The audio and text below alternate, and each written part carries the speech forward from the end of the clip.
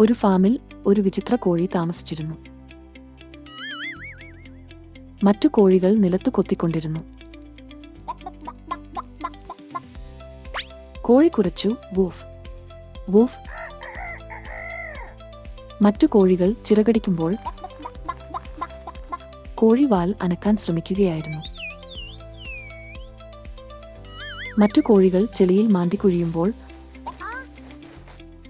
കോഴി അതിന്റെ നിഴലിനെ പിന്തുടരുകയായിരുന്നു. കോഴി എപ്പോഴും ഒരു നായാകാൻ ശ്രമിച്ചു. പശുക്കൾ ചിരിച്ചു. മൂ മൂ മൂ.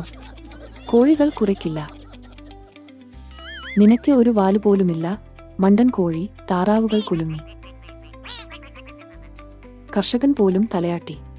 ഞാൻ കണ്ടിട്ടുള്ളതിൽ വച്ച് ഏറ്റവും വിചിത്രമായ കോഴിയാണിത്. പക്ഷേ കോഴി അതൊന്നും കാര്യമാക്കിയില്ല. ഒരു ദിവസം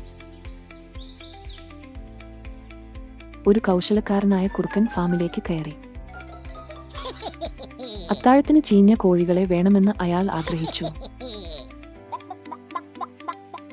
ബാക്കിയുള്ള കോഴികൾ ഭയന്ന് ചിറകുകൾ അടിക്കാൻ തുടങ്ങി. സഹായിക്കൂ, സഹായിക്കൂ.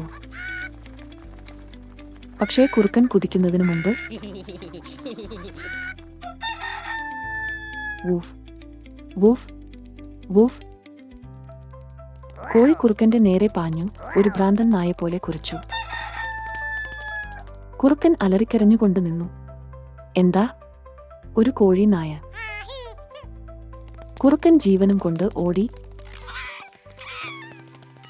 ഫാം സുരക്ഷിതമായിരുന്നു.